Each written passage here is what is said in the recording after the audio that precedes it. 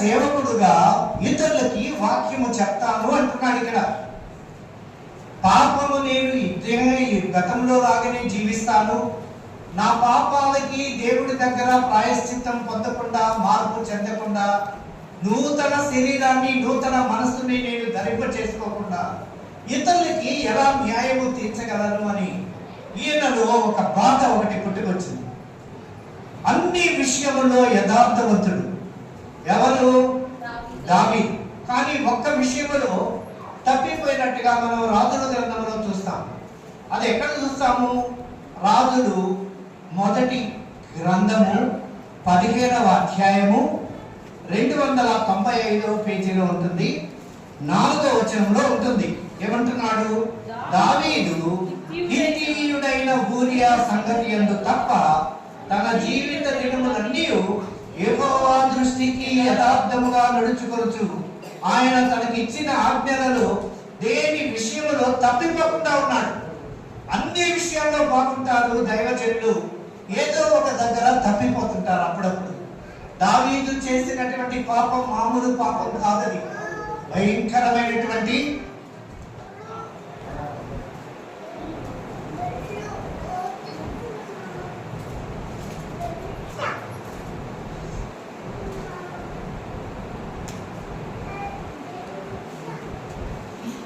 మామూలు తప్పు కాదని, అది భయంకరమైనటువంటి పాపమని 51వ కీర్తనలో మనం చూస్తాం.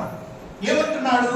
దేవా, నీ కృప చొప్పున నన్ను కరుణించు, నీ వాత్సల్య బాహుళ్యము చొప్పున నా అతిక్రమములను తుడిచివేయము. దీనిలో ఏదో ఒక బాధ ఉంది. ఆ బాధ దేవునికి, భక్తుడికి మాత్రమే తెలుసు, ఇంకెవరికి తెలియదు.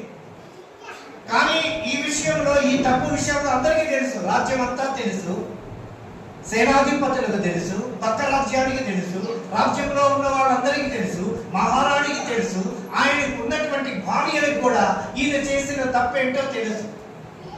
ఆయన చేసిన తప్పునే ఇక్కడ ఎత్తి పట్టుకొని దానికి ప్రాయశ్చిత్తం కావాలని దేవుణ్ణి వేడుకుంటున్నాడు. మనం బలను సమీపిస్తున్నాం.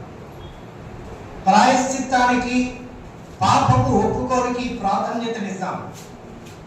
దేవుని దగ్గర కరుణ పొంది ఆ బలలో మనం పాలుపొప్పులు పొందాలని దేవుని యొక్క ఏర్పాటు, దేవుని యొక్క ఉద్దేశం. సమూయేలు మొదటి గ్రంథం 11వ అధ్యాయం. సమూయేలు మొదటి గ్రంథం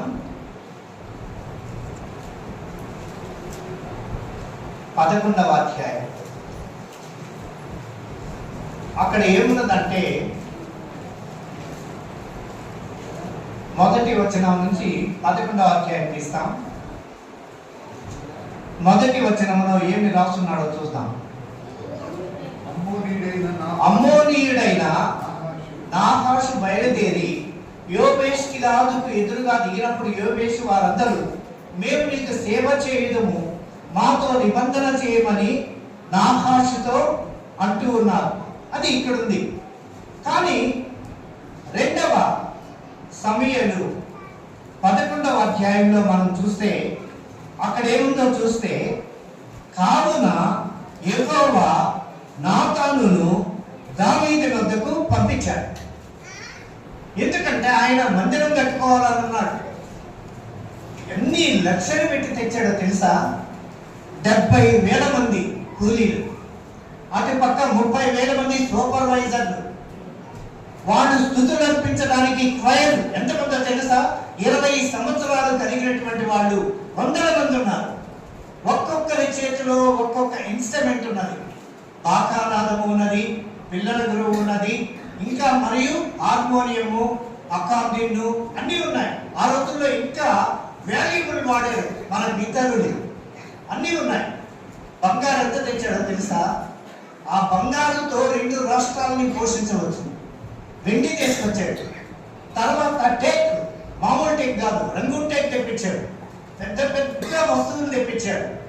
వాళ్ళందరినీ అడుగుతున్నాడు, ఈ రోజు యెహోవా మందిరము కట్టుటకు మీరు మనస్ఫూర్తిగా ఇచ్చేవాళ్ళు ఎవరైనా ఉన్నారా అంటే వాళ్ళ యొక్క మెడలో కూడా ఇచ్చేశారు. కాడకున్న బంగారు ఇచ్చేశారు, వెండి ఇచ్చేశారు. అన్ని ఇంట్లో అన్నీ చేసుకొచ్చి మొత్తం కుప్పలుగా పోసి దేవుడికి కానుకలు ఇవ్వడమే కాదు, అప్పటికే ఆయన మల్టీ మిలియనర్ కోటీశ్వరుడు, డబ్బంతా వెచ్చించి కట్టడానికి సిద్ధంగా ఉన్నాడు. ఇంకా తెల్లవారి పునాదులు వేయాలి. ఆ నైట్ నాతాన్ని పంపించాడు ప్రవక్తని, నువ్వు మందిరం కట్టడానికి వీల్లేదు, నీకు పుట్టబోయే నీ కుమారుడికి ఇస్తున్నాను, ఈ ధన్యత నీకు లేదు, ఎందుకంటే నువ్వు రక్తం కొలికించావు కాబట్టి. మందిరాన్ని మాత్రం దేవుడు ఎవరి చేత కట్టించుకున్నాడంటే ఎవరైతే ఆయనకి ఇష్టలో వాళ్ళ చేత కట్టించుకున్నాడు. రాజపాలెంలో చాలా మంది పోటీ పడ్డారు దేవుడిని పులిపెట్టి కట్టడానికి. ఎవరికి రాల అవకాశం, నాకు వచ్చింది, కట్టి పడేసింది. చాలా మంది ఏమనుకున్నారు, డబ్బులు ఏదో అంటారు, మనకు తెలియదు, కట్టితో చూడండి మనం చెప్పకూడదు. అక్కడ ఏదో జరిగింది మ్యానిపులేషన్, దానికి అందరినీ తరివేశాడు. ఎస్ఐ గారు నన్ను పిలిచి సాలరీ గుర్తుట పడిన దాకా మీరు పెద్దగా ఉండండి అని చెప్పి పంపించాడు. రూములు కూడా పడగొట్టేసాం, కన్స్ట్రక్షన్ జరుగుతూ ఉంది. ఇది మా గొప్పతనం కాదు, నేను కాదు అది కట్టేది. మనం పవిత్రంగా పరిశుద్ధంగా ఒక రూపాయి కూడా కాకుండా ఇచ్చిన దానికి అకౌంటబిలిటీ ఉంటే దేవుడే మనల్ని ఎన్నుకుంటాడు. ఎక్కడ తప్పు జరుగుతుందో దాన్ని సరిదిద్ది అక్కడ పెద్దగా ఉండి అది లేకుండా చూస్తే అది కూడా సేవే. నాకెందుకు లేనుకుంటే బైబిల్లో ఒక మాట అంటాడు, చేయగలిగిన మేలు చేయగలిగి ఉండి కూడా అది చేయకపోవడం పాపం, ప్రార్థన చేయకపోవడం ఇంకా పాపం. సంఘం గురించి ప్రతిరోజు మన ఇంట్లో ప్రార్థన ఉండాలి. నీ లేమిలో తీసుకొచ్చి వేస్తావు చూడు రూపాయి, అది దేవుడు నిన్ను ఆశీర్వదిస్తాడు. అర్థం చెప్పి 10 రూపాయలు ఇచ్చిన రూపాయి ఇవ్వని కదా దాని అర్థం.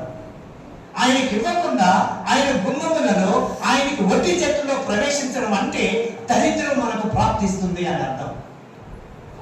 దారిద్ర్యం పట్టుకుంటారు మనకు. ఒక్కసారి ఇచ్చి చూడు, దేవుడు ఎంత గొప్పగా నిన్ను అభివృద్ధి చేస్తాడు. సరే అన్నీ చేసుకున్నాడు, చేశాడు. ఒకరోజు మిద్ది మీద ఉన్నాడు, స్నానం చేస్తున్నటువంటి ఎవరిని చూశాడు, ఊరియా భార్యను బెత్షెబాను చూశాడు.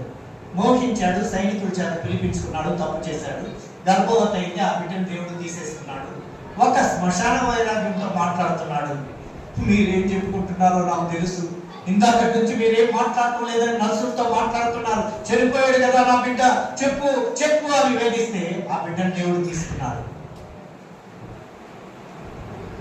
కానీ దావీదుకు పుట్టినటువంటి సొలొమోనుకి సంఘము కట్టే బాధ్యతలు అప్పగించాడు. దావీదుకి దావీదు చేసిన తప్పులు బట్టి, రక్తము ఒలికించిన దాన్ని బట్టి నాతాను అనే ప్రవక్త నేరుగా ఆయన దగ్గరికి పంపించాడు. అప్పటికి బెత్షెబాతో పాపం చేస్తున్నాడు. ఆ పాపాన్ని ఒప్పుకొని ప్రాయశ్చిత్తం కోసం ఆయన పడినటువంటి ప్రాయశ్చిత్తం అంతా ఇంత కాదు. చాలా మంది నిండా మునిగేసి తప్పు చేసి ఏమి తెలియనట్టుగానే ఉంటారు. ఆ దేవుందులే క్యాజువల్ గా తీసుకుంటారు. ఆ పాపానికి ప్రాయశ్చిత్తం పొందరు, దేవుని దగ్గర మార్పును అడగరు, మళ్ళీ నన్ను పుట్టించదేవా అని అడగరు, నాకు శుద్ధ హృదయాన్ని కలుగు చేయమని అడగరు. అడగకుండా దేవుని దగ్గరకు వచ్చే వాళ్ళకి ఈ వాక్యం ఒక చెంపదిప్పు లాంటిది. ఇప్పుడు ఎవరిని పంపాడు? నాతాన్ని పంపించాడు దావీదు దగ్గరికి. ఏమంటున్నాడు చూడండి, అతడు వచ్చి దావీదుతో ఒక మాట చెప్తున్నాడు, ఉపమానము లాంటి ఒక బాధ చెప్తున్నాడు. ఏం చెప్తున్నాడంటే, ఒకడు ఐశ్వర్యవంతుడు, ఒకానొక ఐశ్వర్యవంతుడు ఒకానొక పట్టణం